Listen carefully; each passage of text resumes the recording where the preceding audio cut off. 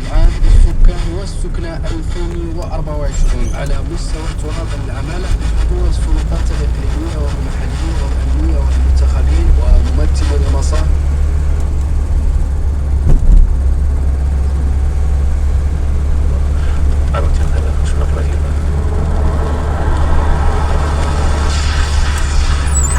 Radio Amazigh, Amzaz Nkouya Amazigh.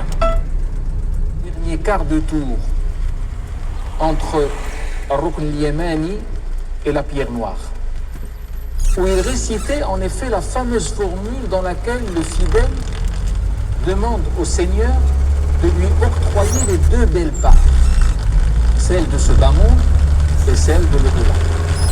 ربنا آتنا في الدنيا حسنة وفي الآخرة حسنة وقنا عذاب النار. Tout au long de ce tawaf, le pèlerin devra éviter de bousculer ses frères et sœurs ou d'élever la voix sans que cela ne soit nécessaire. Qu'il oublie donc téléphone portable et ne s'occupe que du dhikr et prière. Combien en effet est-il désagréable de voir des gens en plein culte avec un GSM accroché à leur oreille en train de discuter de tout et de rien avec une personne qui se trouve à l'autre bout du monde, parfois uniquement pour dire « Je suis dans l'enceinte de la Kaaba en train de faire mon tawaf ». Quelle ostentation que voilà! Cette communication satellitaire, c'est en réalité avec Dieu qu'il faut l'avoir. Le téléphone peut attendre. Nous n'en sommes pas à quelques dizaines de minutes. Pourquoi donc les pèlerins prêtent-ils flanc au démon, Shaitan, alors qu'ils sont venus le combattre?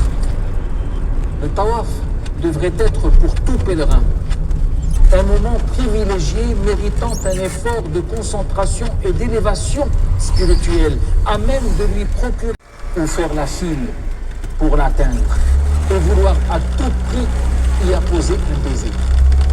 Naturellement, si le pèlerin parvient à atteindre la pierre noire, loin de toute bousculade, il lui est alors permis de déposer ses lèvres dessus ou de poser sa main. Sinon, au moment de passer en face, il se contentera de lever la main droite en signe de salut et de paix à chaque fois qu'il débutera un nouveau tour. À la fin des 7 tours, le pèlerin tâchera de sortir de l'enceinte du tawaf en veillant à ne pas bousculer les gens et d'aller faire 2 génuflexions rak'atayn, si possible derrière al-maqam, cet endroit où se tint Sayyidina Ibrahim alayhi salam pour faire son invocation après avoir achevé la construction de la Kaaba. Si toutefois l'enceinte de la Kaaba est trop pleine, le pèlerin peut alors accomplir ces 2 génuflexions.